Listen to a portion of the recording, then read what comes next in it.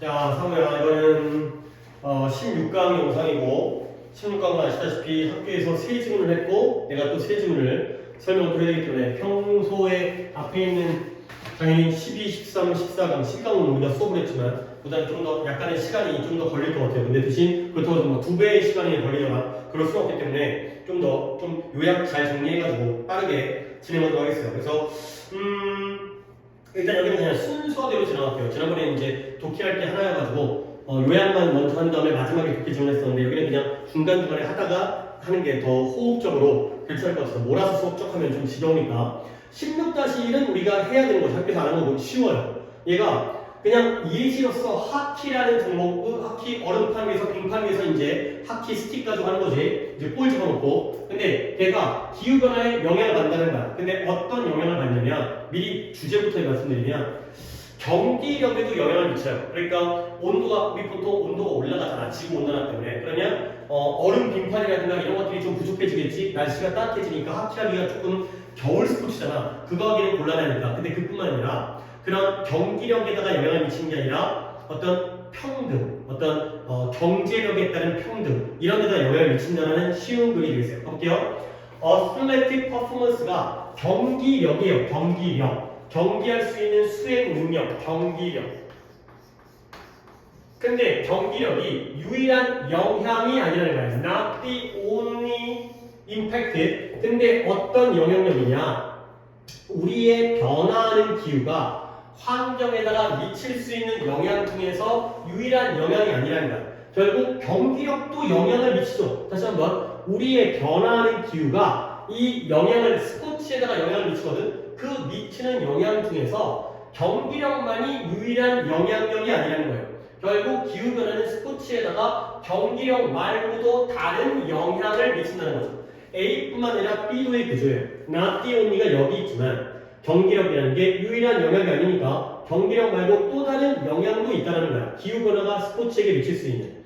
그러면 그 영향, 하키에 대한 영향은 뭘 가지고 있냐면 이러한 국가, 국립 하키리그, NHL이라고 미국의 실제 하키리그죠. 이 하키리그가 이런 하키에 대한 영향이 이런 관심사, 이런 하키리그를 걱정하게 만들었어요. 이때 컨스는 관심 있는 게 아니라 걱정하는. 다시 한번 이 하키에 대한 영향이 뭘 시켰다? 얘 사역입니다. 시켰는데 국가 전국 하키 리그라는 NHL로 하여금 걱정하도록 시켰다는 거예요. 목적격 보호가 되고요. 그러면 원래는 어떤 식으로 하키를 했냐면 전통적으로 많은 젊은 캐나다인들이 하키는 북미 스포츠이기 때문에 미국과 캐나다에서 리그가 이루어지는데 많은 어린 캐나다인들이 하키하는 걸 배웠어요. 근데 뭐 하는 동안 당연히 while skating the frozen pond예요. 얼어져 있는 연못 위에서 스케이트를 하면서 당연히 하키를 배웠겠죠. 근데 언제 동안? 겨울달 동안. 거기는 캐나다는 북쪽 지방이기 때문에 특히 겨울에 춥기 때문에 겨울 되면 연못이 얼어요. 그러면 거기서 스케이트 타면서 하키하는 걸 배웠겠죠. 그러나 이제 기후 변화가 생겼겠죠. 그러나 기후가 전 세계적으로 오르면서 어떤 일이 생기냐면 한때 하키를 위해서 적당했었던 그러한 연못이에요. 근데 이랬던 연못이 no longer 더 이상 이제는 충분한 얼음을 가지고 있지 않게 된 거죠. 날씨가 올라가니까 연못이 녹아가지고 하키할 수가 없게 되는 거예요. 얼음이 줄어가죠. 근데 뭐 할 정도로 스케이트 타는 걸 뒷받침, 지탱할 정도. 얼음이 얼어도 약해가지고 스케이트 타는 걸 못 견뎌서 깨지거나 아니면 이제 아예 위에서 스케이트를 못 하거나 이런 일이 생기는 거죠. 자, 그 다음에 some do not freeze라도 몇몇은 아예 안 얼기까지도 한다는 거예요. 어떤 애들은 얼긴 얼어도 온도가 올라가게 되기 때문에 연못이 원래는 하키 타기가 적당했었는데 was suitable 앞에 있는 펀즈를 꾸며주고 있죠. 근데 충분한 얼음이 없거나 아니면 아예 얼음이 안 얼는 연못도 있다는 거죠. 자, 그리고 일부는 아예 얼음이 얼지 않고요. 그 다음에 those that do freeze 어는 애들의 경우에도 maintain ice thick 그 얼음을 충분히 두껍게 유지를 해요. 근데 이런 경기를 하기 위해서 근데 훨씬 더 짧은 기간 동안 그 매 겨울마다 겨울 계절마다 훨씬 더 짧은 기간의 시간 동안만 경기하기에 충분히 두꺼운 얼음을 갖다가 유지하게 돼요. 그러니까 아예 안 얼은 얼음도 있고요. 연못도 있고요. 그 다음에 어는 얼음의 연못의 경우에도 충분히 경기하기에 충분히 두꺼울 정도는 아주 단기간 동안. 그러니까 옛날에는 석 달 동안 또는 넉 달 동안 스키하기가 좋았는데 이제는 한 일주일, 2주 정도밖에 이런 스케이트를 타기에는 하키를 하기에는 충분한 얼음이 안 되게 되는 그런 상황이 되겠어요. 뭐 병렬을 좀 보시면 이때 썸은 앞에 있는 펀즈죠. 썸 펀즈 몇몇 연못들에 아예 전혀 얼지 않는 애들이 있고요. 그 다음에 어는 경우에도 어는 연못들도 이렇게 장기간 동안 얼지 못하고요. 아주 짧은 기간 동안만 충분히 두껍게 얼게 되는 그런 상황이 됐어요. 대신 주관되죠. 그 다음에 두는 강조의 두가 됐어요. 뒤에 있는 freeze를 강조하는 정말로 얼어봤자 이 연못들도 충분히 두꺼운 건 훨씬 더 짧은 기간 동안. 오케이? 자, 그러니까 결국 뭔가 하키를 하기 위한 환경이 뭔가 부정적이 됐잖아요. 이제 기후 온난화 때문에 얼음이 안 얼다 보니까 그러면 어떤 일이 생겼느냐? 경기력뿐만 아니라 이건 뭘 의미한다? 어린 사람들, 젊은이들, 하키하는 어린 아이들이 더 적은 접근과 기회를 갖게 되는 거예요. 근데 어디에 이런 배울 수 있거나 플레이할 수 있는 야외에서 하키를 배우거나 하키 플레이를 할 수 있는 기회나 접근이 더 줄게 되겠죠. 그러면 this may translate into 이거 하나 설명드릴게요. translate이라는 게 당연히 번역하다 의 뜻이거든요. 그러면 얘가 translate into 쓰기 때문에 뭐뭐로 번역되다의 뜻이에요. 근데 이게 같은 맥락인데 해석이 어떻게 되냐? 무엇을 의미하다 이렇게 해석되어지는 것도 뭐 의역 항목이라지만 같은 의미라는 거죠. 예를 들어 너의 웃음은 비웃음, 너의 얼굴 표정이 비웃음으로 번역되어진다. 그러면 뭐예요? 너의 얼굴 표정이 비웃음을 의미한다는 거죠. 이게 이걸로 의미된다면 아니 로즈가 장미로 번역되어진다는 건 로즈가 장미를 의미한다는 거냐? 같은 말이죠. 결국 이것이 무엇으로 번역되어진다? 무엇을 의미하느냐? 더 적은 선수들 그리고 더 적은 팬들 뭘 위한? 이 스포츠, 하키라는 스포츠를 위한 더 적은 선수와 더 적은 팬들을 의미하게 되는 거죠. 이런 상황 때문에 이제 하키하는 선수도 줄고 재미없어지니까 팬도 줄고 그런 관중도 줄고 자 근데 더 심각한 상황이 나오죠. 자 그러나 잠깐만요. 게다가 또 어떤 문제가 생기냐면 게다가 젊은 선수인데요. 이런 하키를 배우고 있는 젊은 선수들이 will be forced to 어쩔 수 없이 강요되어지는 거죠. 근데 뭐하도록 강요되어지냐면 to do so in indoor venue. venue라는 단어를 하필 지난주 토요일날 얘기했었죠. venue라는 단어가 장소, 현장 말고 경기장이라는 뜻이 있었죠. 예를 갖다가 avenue와 revenue와 그 다음에 venue까지 내가 정리해드렸는데 실내 경기장에서 어쩔 수 없이 그걸 할 수밖에 없게 된다는 거예요. 그죠? 다시 한번 그 하키를 배우는 젊은 선수들이 어쩔 수 없이 강요되어지는데 실내 경기장에서 그렇게 하도록 이때 두소의 경우에는 learn the sport가 되겠죠? 배우긴 배워야 되는데 바깥에서는 얼음이 없으니까 하키를 배울 수가 없겠죠. 그러니까 실내 아이스 링크 이런 경기장에서 배워야 되는 거예요. 근데 그것은 much more expensive 훨씬 더 비싸고요. 훨씬 더 어려워요. 근데 뭐 어디에 접근하는 근데 뭐보다 전통적인 야외 경기 플레이에 비해서는 이 실내에서 경기하는 것이 훨씬 더 비싸고 더 어렵다는 거죠. 실외에서, 야외에서 하게 되면 그냥 동네 연못에서 얼음 끼워놓고 얼음 넣게 되면 아무나 할 수 있었는데 실내 경기장은 제한적이고 입장료 내야 돼요. 그죠? 뭐 코치도 있어야 되고 관리자도 있어야 되고 이런 것 때문에 더 비싸고 더 어려워지게 되는 상황이 생겼어요. 오케이? 이때 위치는 당연히 복수기 때문에 선행사로는 버니즈 경기장이 됐어요. 그 경기장들이 전통적인 실외 놀이보다는 접근하기가 더 비싸고 더 어려워지게 된 상황이 됐어요. 자, thus 그리하여 결과 그래서가 되는 거죠. thus는 hence와 똑같은 거죠. 그래서 so 그리하여 it will become much more difficult 훨씬 더 어려워진 거예요. 근데 뭐가 어려워지냐? 문장 구조는 괜찮네요. 이러한 재능 있는 선수들인데 어디서 이런 시골 지역에서 자라거나 아니면 가난한 지방에서 자라는 이러한 재능 있는 선수예요.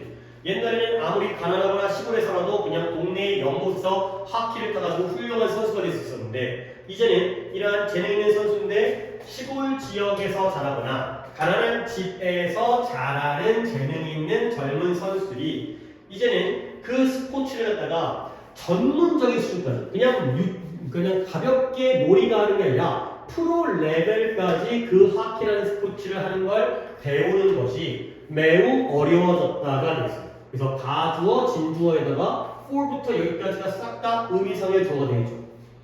그래서 점점 더 훨씬 더 어려워졌는데요. 재능 있는 선수인데 도시에 살거나 돈 많은 집안 말고 시골에 살거나 가난한 집안 출신의 그런 재능 있는 선수가 프로 수준까지 그 하키를 경기하는 걸 배우는 건 점점 더 어려워지고 있다가 되는 거죠. 그래서 결국 뭐였다? 하키라는 스포츠를 어떤 스포츠로 변화시켰냐면 turn A into B 스포츠는 스포츠인데 일반적으로 접근 불가능한 스포츠로 바꿨어요.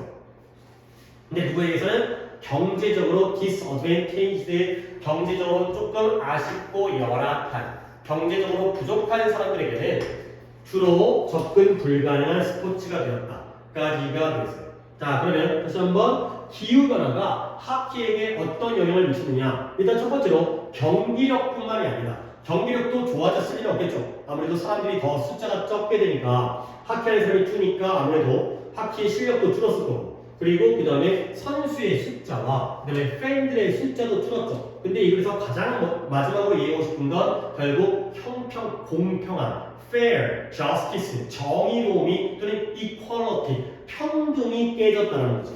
그래서 돈 많거나 도시에 사는 사람들, 실내 경기장에 접근 가능한 사람들의 경우에만 하키를 프로 레벨로 배울 수 있고 돈 없거나 경기장에 없는 시골의 사람들은 못하는 그러한 상황이 되겠어요. 그래서 하키에 미치는 영향을 정리해보니까 1번 경기력,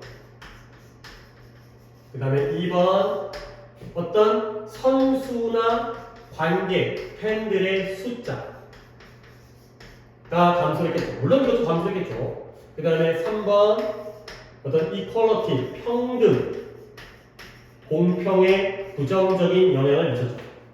그렇죠? 여기까지를 정리하시면 되겠습니다. 그 다음에 이제 두 번째 할게요. 노인차별. 에이지즘이라는 거죠. 이 에이지즘이 노인차별이에요. 잠깐만요. 그래서 이제 이 에이징이란 에이지가 나이가 들어가는 거잖아요. 에이징이 노화고요. 노화. 그 다음에 에이지즘이 이렇게 쓰기도 합니다. 에이징 이렇게 쓰기도 하고 같은 겁니다. 마찬가지로 얘도 에이지즘 이렇게 쓰기도 하죠. 노인 차별이 되겠어요. 나이가 면 약간 우리나라도 당연히 그런 형태가 있긴 하지만 나이 들면 늙으면 죽어야 돼 또는 스스로가 그렇게 얘기하고 하고 또는 이제 일반적인 젊은이들이 노인들을 막 무시하고 이제 바보 취급하고 할머니 모르잖아요 이런 식으로 하는 것들이 노인 차별이 되고요. 그러면 핵심 문장은 결국 노인 차별이 왜 이루어지는지에 대한 거거든. 조금 빠르게 시간이 안 되니까 핵심 문장을 보겠어요.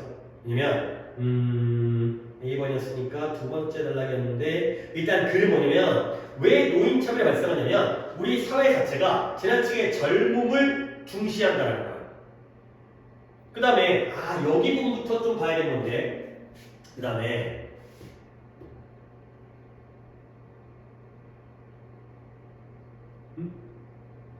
잠깐만요. 순서가 B, A, C였고 내가 하려고 했던 건 A 부분인데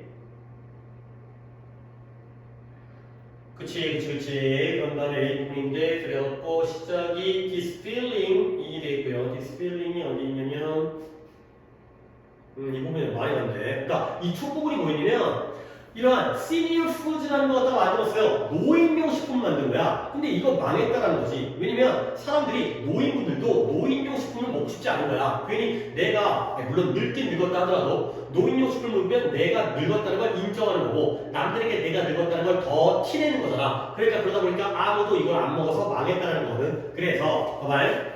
The bottom line 이런 거 좀 챙겨드릴게요. 여기까지 갈 건데 중심 문장은 그 다음에 나옵니다. The bottom line, bottom line이라는 게 핵심이에요, 핵심.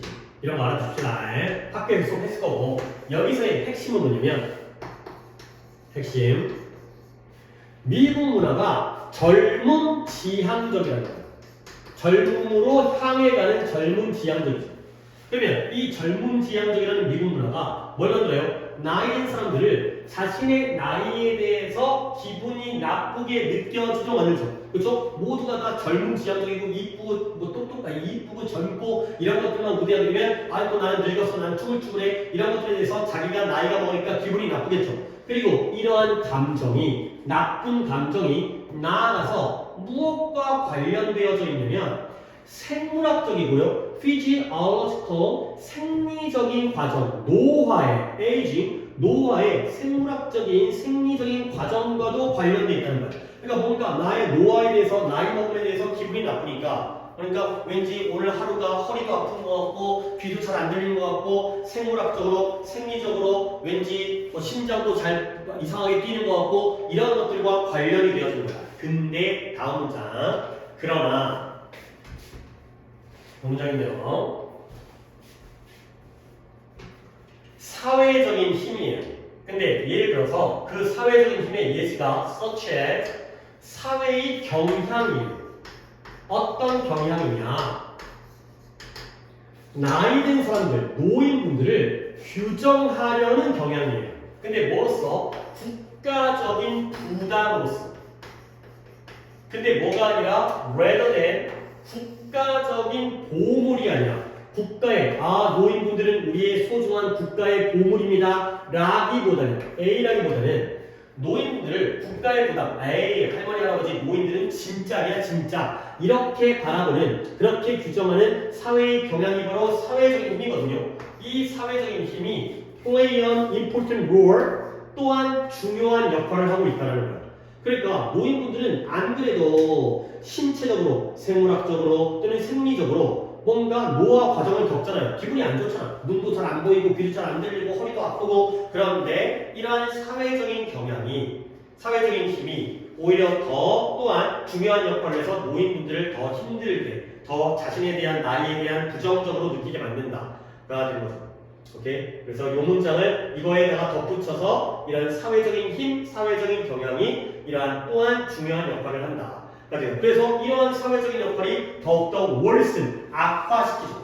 노화라든가 노인 차별이라는 걸 더 악화시키는 또는 감소시키는데 뭘 감소시키니까 악화시키고 약화시키는데 이러한 생물학적이고 생리적인 노화를 더욱더 악화시킨다. 더욱더 약화시킨다까지가 됐어요.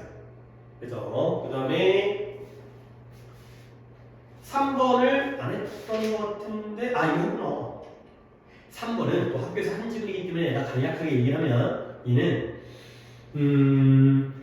문화적 진보에 있어서 인지적 물리적 도구가 있다는 거야. 일단은 나눠서 합니다.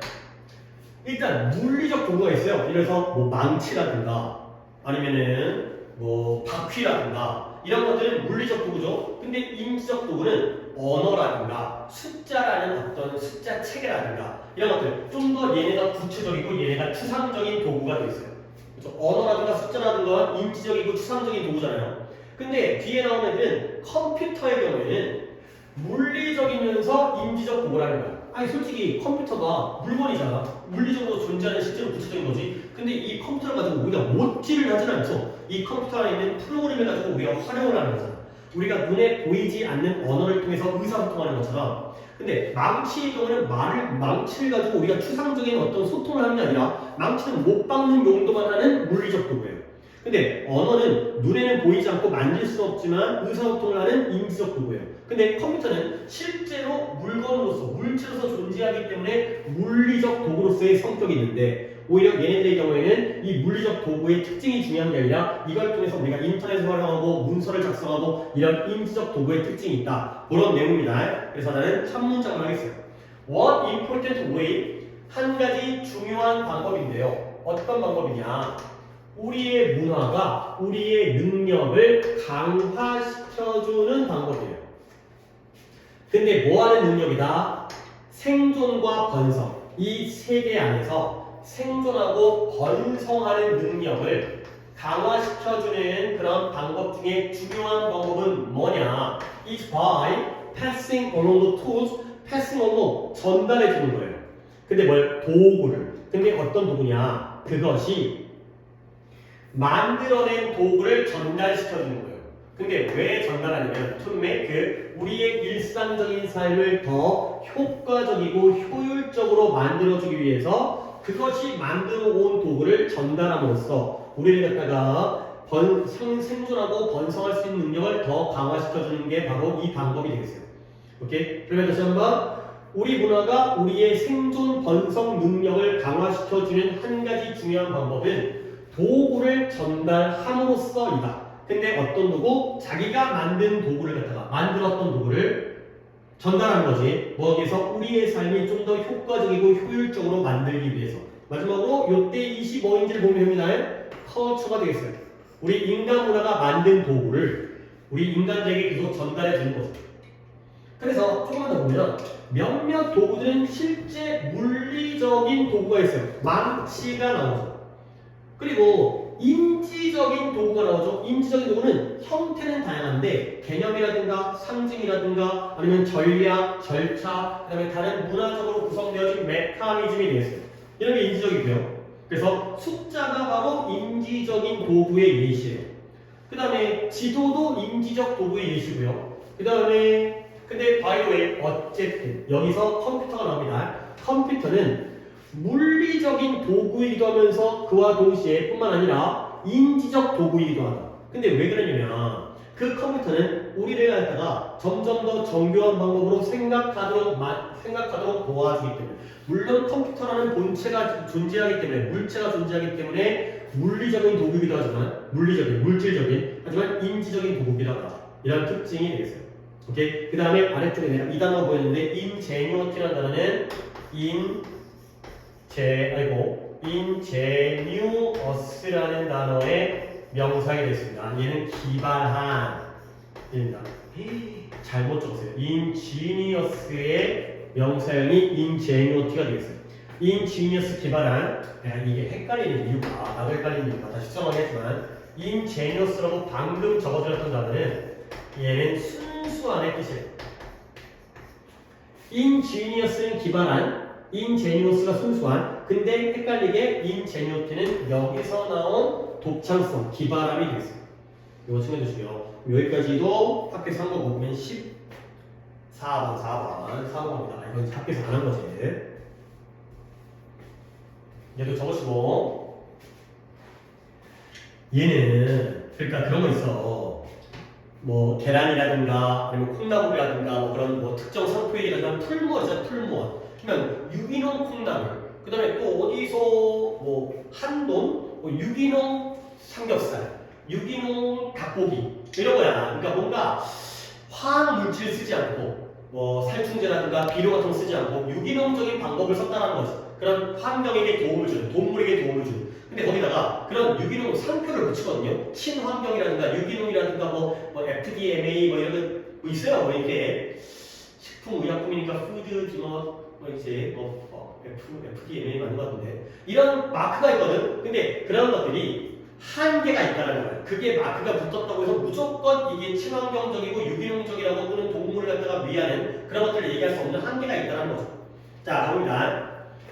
미국의 이런 농업 USDA가 미국 농업청, 미국 농업부의 이런 유기농적인 기준 하에서 미국의 USDA라는 미국의 농업부에서의 그런 기준의 아래에서 이런 육류라든가 우유라든가 계란과 같은 그러한 동물성 생산품들을 뭐 해야 된다? 충족시켜야 돼요. 근데 특정한 최소한의 요구 조건을 충족시켜야 돼요. 근데 뭐 하기 위해서는 이런 organic label, 유기농 라벨, 유기농 상표라고 하는데 그냥 라벨 이러면 돼요. 그러니까 쉽게 말해서 스티커가 붙는 거예요. 유기농 스티커 라벨이 붙으려면 그걸 얻기 위해서는 특정한 최소한의 요구 조건을 충족시켜야 돼요. 뭐 여러 가지 있겠죠. 환경에다가 영향을 미치지 않는다든가 유기농 사료를 준다든가 아니면 화학 비료를 주지 않는다든가 그러한 것들을 지켜야 되는 거예요. 근데 이런 요구 조건들이 있긴 하지만 거기에 한계가 있다는 거. 그러나 critic 여기서는 비평가가 아니라 비판가들이 말하고 있어요. 비판가들이 뭐라고 말하냐면 정부의 기준이 not strict, 엄격하지가 않다는 거예요. 근데 뭐 할 정도로 엄격하지 않냐면 to ensure 그러니까 농장 동물들이 길러지고 운반되어지고 슬러터라는 게 도축, 도살, 가축에 걸린 도축이 맞으니까 대량으로 죽여버리는 걸 도살한다, 도축한다는데요. 이러한 농장의 동물들이 길러지고 운반되어지고 도축되어지는 걸 보장할 정도로. 근데 어떻게 humane way, human way가 아니라 humane, 인간적인 게 아니라 인도적인 거예요. 설마 인도적인 게 인디아를 나타내는 게 아니라는 걸 알게 되죠. 인간적인 건 인간의 방식이고요. 인도적인 건 인간적인 마음을 가지고서 착한 마음이 되는 거죠. 인도주의자 이런 거죠.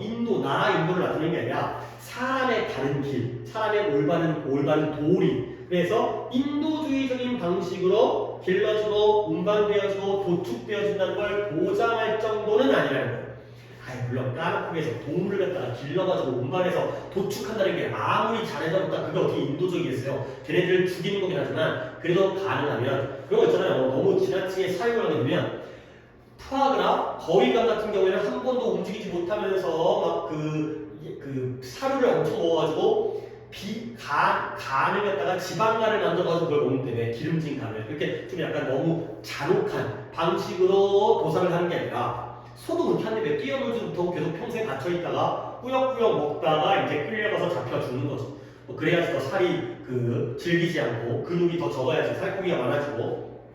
어쨌든 오늘날의 정부의 기준이 엄격하지 않다 보니까 이런 농장의 동물들이 인도적인 게 아니라 인도적인 방식으로 길러져서 운반돼서 도축되었다는 걸 보장하지 못한다는 얘기예요. 오케이? 그래서 예를 들어서 USDA 미국의 농림부의 주제가 뭘 제한하냐면 동물들은 뭐 해야 된다? 야외에 대한 접근을 가져야 된다. 동물을 가둬 키우지 말고 동물들을 바깥에다 풀려 기를 수 있어야 된다 라고 하거든요. 그래서 뭘 포함해서 이러한 pasture, 목장이라든가 이런 커디 추진이 되새김질하는 동물을 나타냅니다. 되새김질하는 동물들. 근데 예를 들어서 소라든가 양과 같은 되새김질하는 동물들에 대한 이러한 목장지, 목초지에 대한 접근을 포함해서 야외 접근을 가져야 한다라고 제안하고 있어요. 분명히 USDA 기준은 소와 양들이 바깥에 야외를 나갈 수 있어야 된다. 근데 이 비평가들은 얘기하는 거예요. 헛간문을 열었어.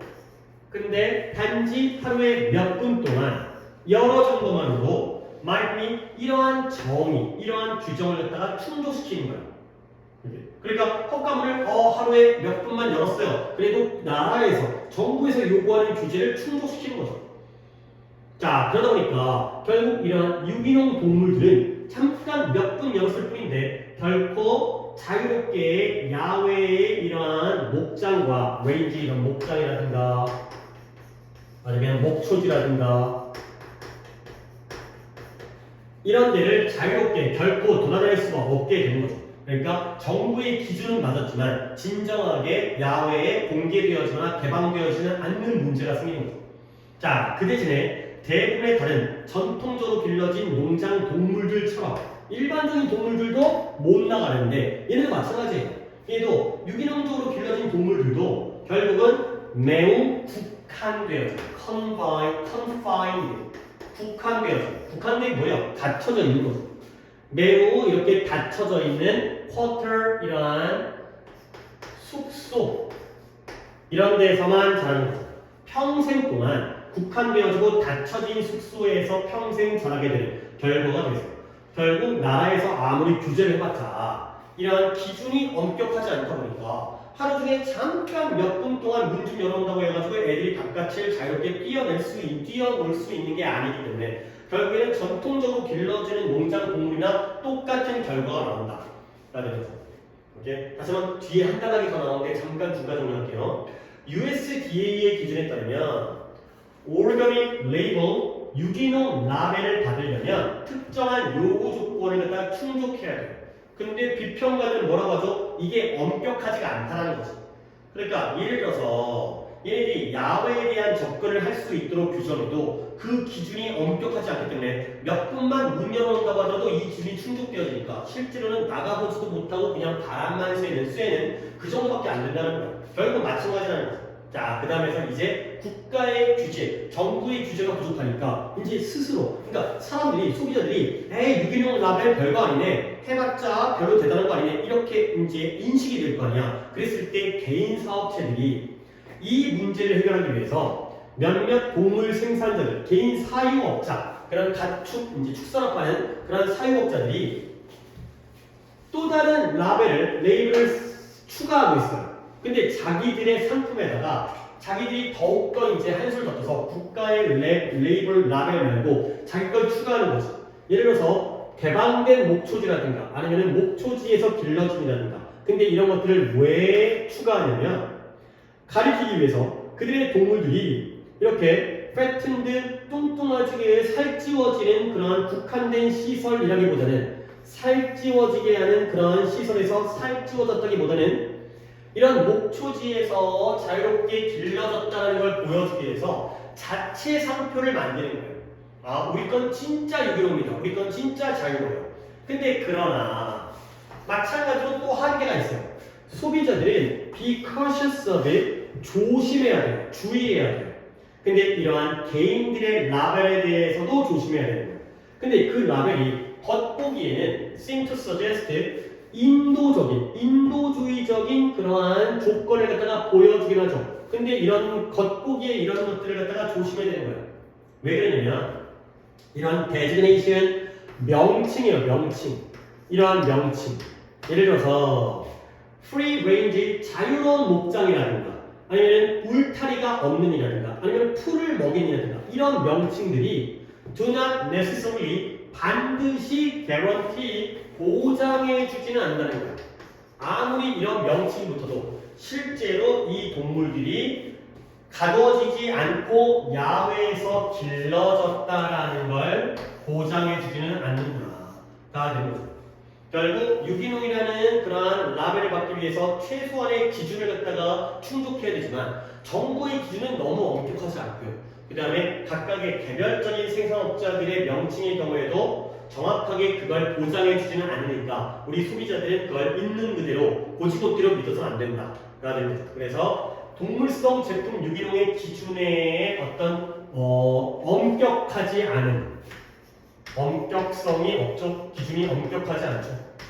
그러니까 믿을만하지가 않죠. 신뢰성도 없죠. 이건 정부든 그냥 사기업이든 마찬가지죠. 정부의 경우든 아니면 개인적인 사기업의 경우에도 마찬가지죠. 이 기준이 엄격하지 않다 보니까 소비자들이 믿을 수 없다. 가 되겠어요. 오케이. 그 다음에 이제 남은 게 얘도 학교에서 해석을 안 한 거였고요. 그죠? 얘는 이제 좀 내용을 잘 봐야 되는데 글은 이 정도 드리니까 오늘은 국회 지금 그 길이가 조금 그러니까 수업 길이가 조금 길어져서 좀 깔끔하게 잘 정리하려고 하는데 뭐 지우는 시간도 들어가고 그러다 보니까 6번 독해는 별로 얘기할 게 없어가지고 5번 독해를 제대로 얘기한다면 6번 독해는 어휘만 정리해드리면 되겠어요. 그러니까 이게 스토리를 좀 얘기해볼게요. 이건 학교에서 안 했기 때문에 뭔 소리인지 모를 거야. 이게 1776년도에 미국이 영국으로부터 독립을 했잖아요. 그러니까 뭐냐면 스토리가 1776년도에 미국에서 독립선언을 했어요. 영국으로부터 독립선언을 한 거지. 그러면 미국의 최초의 수도가 지금처럼 워싱턴 DC가 아니라 그 당시에는 필라델피아라는 지금도 뭐 큰 도시긴 하지만 이 도시가 미국의 수도였어요. 그러니까 필라델피아 주요 관공서라든가 이런 것들은 다 여기 있었겠죠. 그리고 미국이 독립선언하면서 미국의 건국의 아버지, 그러니까 건국의 아버지가 누구냐면 그 설립을 한 미국의 건국에서 주도적인 역할을 했던 파운딩 파더라는 미국이라는 나라를 세운 설립자들이에요.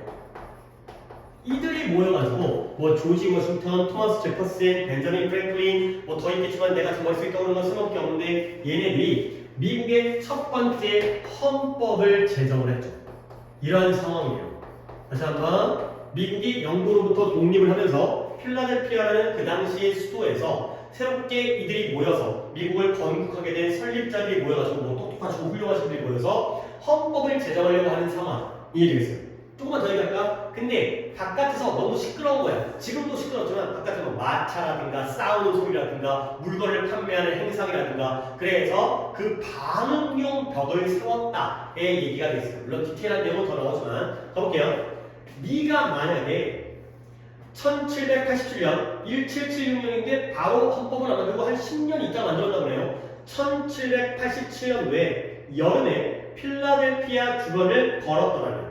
그리고 우연히 이 독립기념관, 얘네들이 독립을 하게 되면서 가장 중심적인 건물을 지었을 거 아니에요. 독립기념관을 걸었더라고요. 그 당시에 독립기념관이라는 건물을 물론 거기에서 헌법 제정 회의를 했습니다. 그랬다면 You'd have encountered 너는 맞닥뜨렸을 것이다.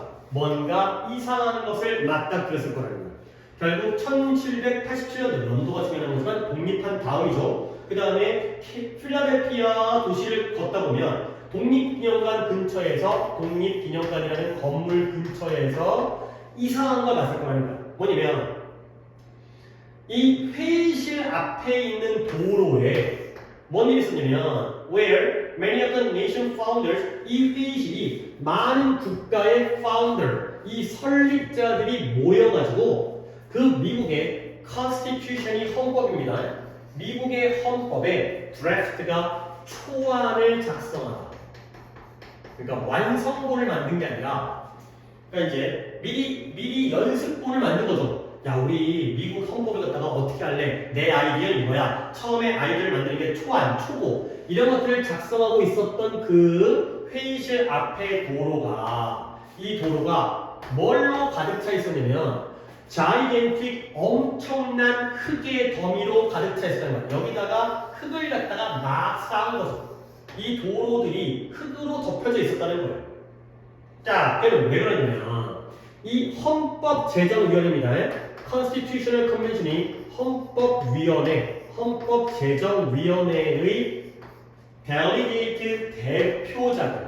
그러니까 그 당시에는 미국의 주가 지금처럼 50개가 아니라 13개의 주의 대표자들이 모여가지고 각자 자기가 얘기하는 헌법을 그러니까 이제 각자 연방이잖아. 근데 이제 연방 헌법을 만들 때 각 주마다 우리의 입장 이런 걸 개발할 거 아니야. 이 13개 주의 대표자들이 뭘 명령했냐면 이러한 흙으로 만들어진 소음벽, 방음벽 그런 방음벽의 건설을 명령했다는 거예요.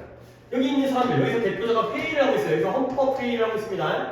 근데 여기서 도로가 있는데 여기다가 벽을 좀 세워줘라 라고 명령을 했다는 거예요. 근데 왜 그랬을까? 시끄러우니까 이런 명령을 했겠죠.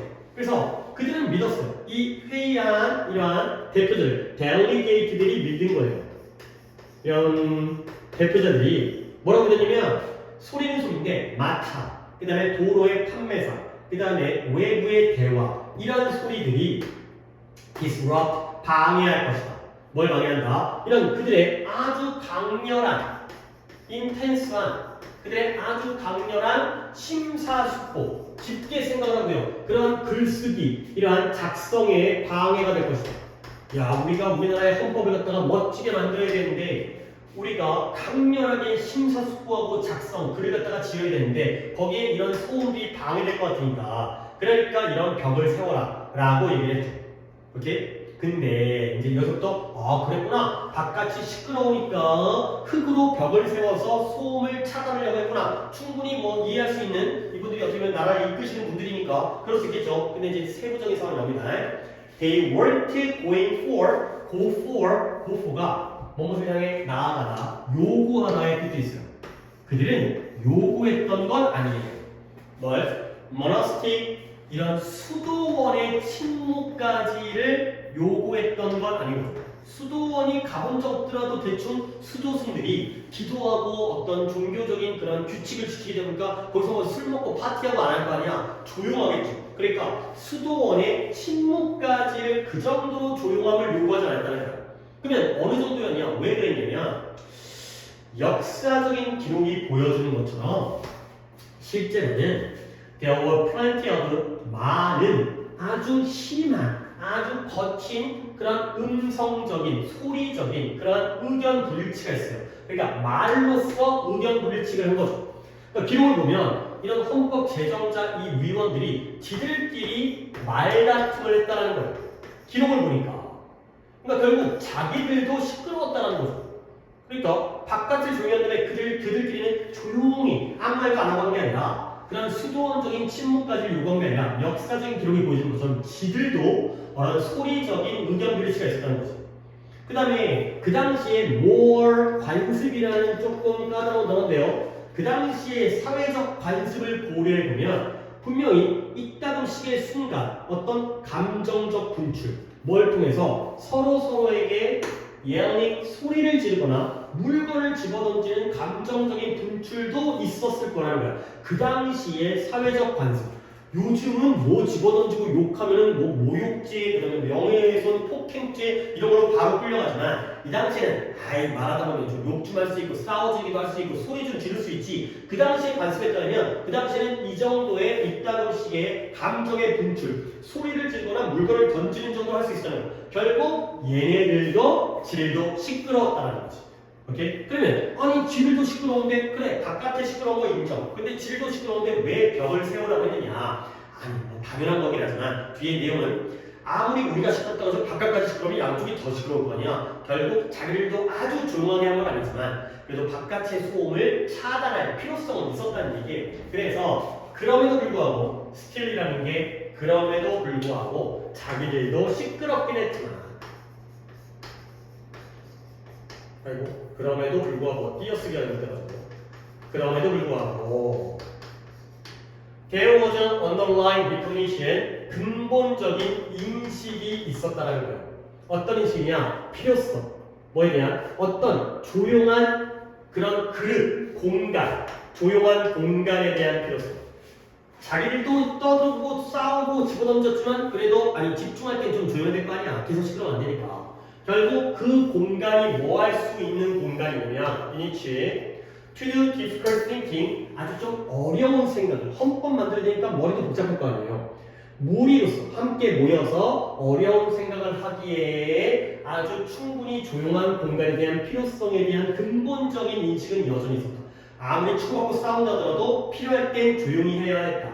그래서 이 커다란 이 흙 더미가 이것을 가능하게 만들어주기 위한 노력이었다가 됐어요. 오케이? 그냥 사실적인 정보죠. 그래서 한번 우리가 과거에 필라델피아를 가보다 보면 이러한 독립기념관의 회의실 앞에 가다 보면 흙이 쌓여있는 이상한 장면을 보게 되는 건데 왜 그러냐면 여기 안에서는 사람들이 모여가지고 헌법을 만들고 있었거든. 근데 바깥의 소리가 시끄러우니까 그런 소리를 갖다가 차단하기 위해서 방해될까 봐. 그렇다고 수도원적인 그러니까 완벽한 침묵을 요구한 건 아니었고요. 자기들도 좀 시끄러웠다는 거죠. 그럼에도 불구하고 그래서 집중하기 위해서 이러한 조용한 공간에 대한 필요성은 분명히 존재했다. 그래서 이런 것들을 쌓아둔 것이다. 가 되겠습니다. 그 다음에 6번의 경우에는 인코딩이라는 게 기억을 형성하는 거지. 그래서 인코딩이라는 게 우리가 외부에서 보게 되는 지금 이런 글이라든가 아니면 어떤 사건이라든가 아니면 사람의 얼굴이라든가 이런 것들이 우리 기억 속에 남잖아. 근데 당연히 흔하고 반복적이고 익숙한 것들은 머릿속에 잘 안 나오고요. 뭔가 특이하고 그 다음에 뭔가 일반적이지 않고 낯설고 이런 것들이 기억에 남는다가 되는 거죠. 아, 반복의 경우에도 기억이 남겠네요. 그죠? 뭔가 이제 그래서 어떤 기억은 머릿속에 인코딩이 잘 되지만 어떤 기억은 인코딩이 안 되는 그런 내용이고요. 오히려 여기서는 인코드라는 단어를 갖다가 알려드리는 게 더 필요할 것 같아요. 원래 그냥 쉬운 문제였기 때문에 학교에서 수업한 거를 따라가시면 되고 중요 문제도 뽑으려고 했더니 뽑을 문제가 없더라고요. 그래서 처음에 인코딩이라는 게 이거 말해볼게. 인코딩이라는 건 용어예요. 어떤 용어냐면 가장 자주 사용되어서 뭐 하기에 설명하는 건데요. 정보가 우리 기억 속에 들어가는 그러한 방식을 설명하기 위해서 가장 자주 사용되어지는 용어가 바로 인코딩이 되겠습니다. 정보가 우리 기억 속에 들어가는 걸 설명하는 게 인코딩이겠습니다. 일단 이 인코드를 이렇게 알아두셔야 되겠습니다. 인코드라는 건 원래 암호화하다. 암호로 만드는 거예요. 부호화하다. 어떤 부호랑 숫자 이런 걸로 상징으로 만드는 게 바로 인코드가 되겠어요. 그러면 이거의 반대 개념이 디코드거든요. 디코드는 암호를 만들었던 걸 거꾸로 해독하다, 해석하다. 이게 바로 디코드가 되겠어요. 그러니까 인코드는 뭔가 봐봐요. 우리가 평소에 하는 말을 암호로 만들면 평소 말이 더 쉬운 거고 암호가 더 어려운 거지. 인코드는 쉬운 걸 어렵게 만드는 거고요. 디코드는 암호화되어진 걸 쉽게 풀어가지고 해독하는 게 바로 디코드가 되겠어요. 그 다음에 이제 어떤 느낌까지 하냐면 인코드가 추상화하다. 추상적으로 만드는 거예요. 그러면 반대로 디코드는 구체화하다. 이런 의미까지 갖습니다. 뭔가 어렵게 만드는 게 인코드고요. 그 다음에 쉽게 만드는 게 디코드가 됩니다.